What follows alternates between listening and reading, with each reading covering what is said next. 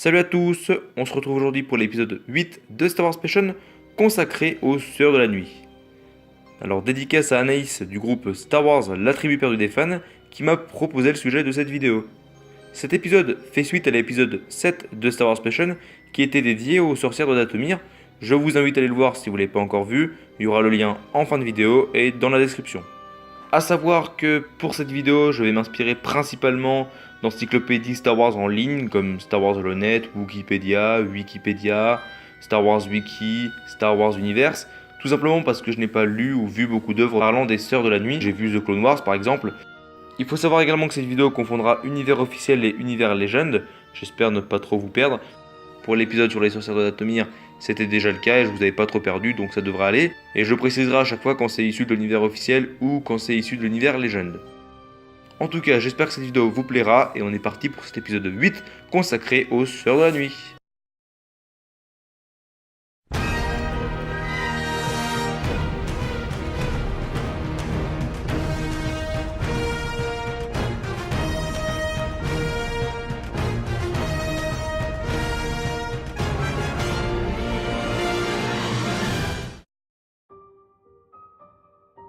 Tout d'abord, on va commencer par la présentation du clan des Sœurs de la Nuit. On sait que les sorcières de Dathomir fonctionnaient avec différents clans, qu'elles utilisaient la force qui pour elles était de la magie, et que l'utilisation du côté obscur était prohibée. Quand une sorcière d'un clan de sorcières de Dathomir utilisait le côté obscur, elle était bannie. Et donc certaines sorcières en exil se sont associées et regroupées en un clan qui devint celui des Sœurs de la Nuit. Ces dernières organisèrent par la suite leur clan autour du culte de la force obscure. Ce clan était divisé en deux villages, celui des Frères de la Nuit, qui était soumis à celui des Sœurs de la Nuit, puisque on sait que sur Dathomir, ce sont les femmes qui dominent. Les Sœurs de la Nuit étaient en opposition avec les autres clans de sorcières, car c'étaient les seules sorcières de Dathomir à utiliser le côté obscur. Chez les Sœurs de la Nuit, les enfants étaient initiés dès leur naissance au pouvoir du côté obscur, mais l'apprentissage de l'utilisation de la force et de son côté obscur était toutefois radicalement différent de celui des Sith. Elles avaient notamment comme capacité de renforcer des armes telles que des sabres et épées afin de les rendre résistants aux sabres des Jedi. A savoir que le clan n'acceptait pas de mâles, si ce n'est comme esclaves ou pour la reproduction. Alors pour ce qui est de l'habillement, elles s'habillaient souvent de rouge ou de noir, chacune à sa façon. Elles arboraient également des bijoux et accessoires tribaux, et certaines d'entre elles des tatouages faciaux tribaux. Le groupe était composé d'une centaine d'individus aux environs de 8 après la bataille de Yavin. On va maintenant parler de l'arc The Clone Wars de l'univers officiel. Un groupe de Sœurs de la Nuit dirigé par Mère Talzin accueillit et aida Asajj Ventress lors de son retour sur la planète. Puisque Asajj Ventress était tout d'abord une Sœur de la Nuit avant de devenir Padawan Jedi et ensuite apprentie de Dooku. Ventress voulait se venger de Dooku qui venait de la trahir. Elle fut donc accompagnée de deux sœurs pour se rendre dans la demeure de Dooku sur Serenno afin de le tuer grâce à un sort qui les avait rendus invisibles.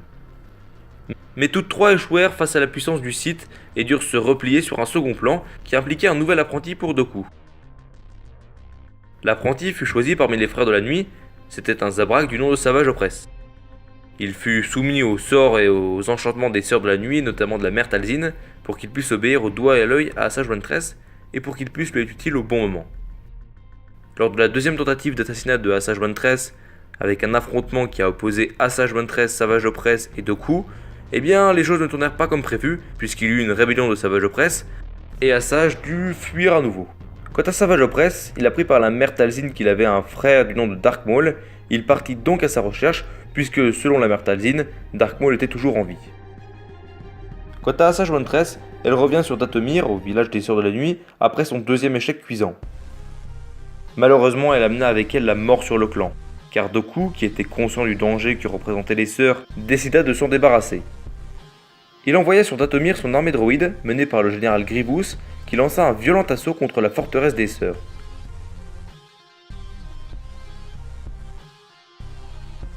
Les chasseurs vautours causèrent tout d'abord de lourds dégâts avant d'être abattus par Talzin, qui laissa ensuite Ventress organiser la défense. Cette dernière avait l'expérience, et mena donc efficacement ses sœurs sur le terrain, harcelant l'ennemi par en haut et par en bas, faisant tomber les droïdes comme des mouches sous les traits d'énergie des arcs des Sœurs. Les guerrières se battirent avec courage et frénésie, malgré le fait que l'ennemi soit plus nombreux et mieux armé. Néanmoins, la puissance de l'armée ennemie, qui comptait dans ses rangs les terribles défoliateurs, commença à faire pencher la balance de leur côté. Talzin en appela alors à la magie de la vénérable Daka, une des dirigeantes du clan des Sœurs de la Nuit, qui réveilla l'armée des morts, les sœurs défuntes momifiées qui vinrent prêter main forte à Ventress et au clan. Leur combativité et leur vitesse prirent les droïdes par surprise, et ils commencèrent à perdre du terrain. Les sœurs, derrière Ventress, arrivèrent ainsi devant le vaisseau du général Grievous, qui les attendait de pied ferme. Un duel opposant Grievous à Ventress commença avec fracas sur le champ de bataille, pendant que le clan, sur les nerfs, les observait. Le combat fut épique, mais Grievous finit déloyalement par mêler ses droïdes au combat, alors que Ventress avait le dessus. La bataille reprit plus belle, mais Ventress fut blessée. Sans sa puissance, les sœurs ne purent rien contre l'avancée de Grievous, qui trouva vite Talzin et Daka. Poussé par Dooku en proie à un sortilège, Grievous tua sur le coup Daka et força Talzin à reculer et à s'enfuir. L'armée des morts des Sœurs de la Nuit s'écroula alors, et le clan se trouva en grand sous-effectif, sans personne à sa tête. Le massacre commença, et l'intégralité des Sœurs de la Nuit présentes trouvèrent la mort sous des dizaines de tirs de blaster.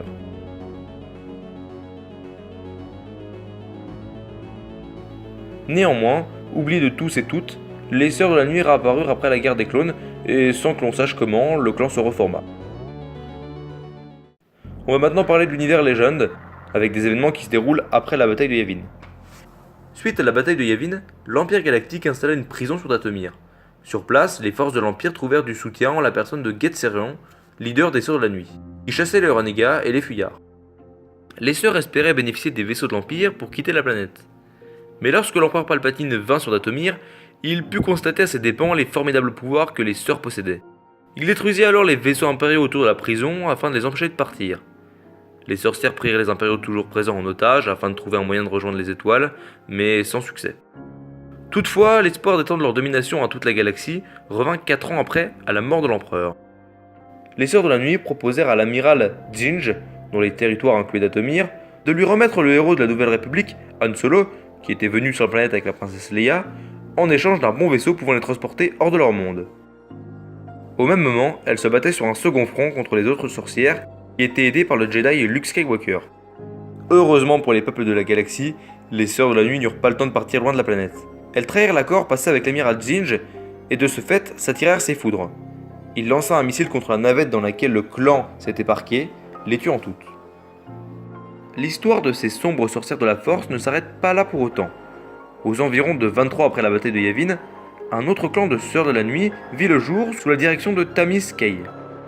Issu de la zone du Grand Canyon, ce clan glissa vers le côté obscur et engendra donc une nouvelle génération de sœurs, qui s'allia au second impérium du Jedi Noir Brakis et servit son académie de l'ombre. Avant d'être elles aussi finalement défaites par les Jedi du nouvel ordre Jedi de Luke Skywalker. Ce clan avait néanmoins pour particularité d'accepter des mâles comme égaux et non comme esclaves.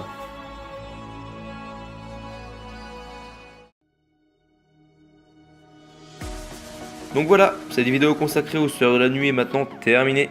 J'espère qu'elle vous aura plu, j'espère que je n'ai rien oublié. N'hésitez pas à me donner vos avis en commentaire, que ce soit des avis positifs ou négatifs, tant que c'est des critiques constructives, moi j'accepte tous les avis, je suis ouvert à tout avis pour m'améliorer au niveau de mes recherches, de mon écriture, de mon commentary, de ma diction, enfin n'importe quoi, du montage vidéo également. Donc n'hésitez pas à commenter, c'est important les amis, donnez vos avis, c'est vraiment important, ça m'aide à avancer pour ces vidéos et à progresser, pour vous proposer des vidéos de meilleure qualité. Je vous dis à la prochaine, portez-vous bien et que la force soit avec vous, jeune Padawan.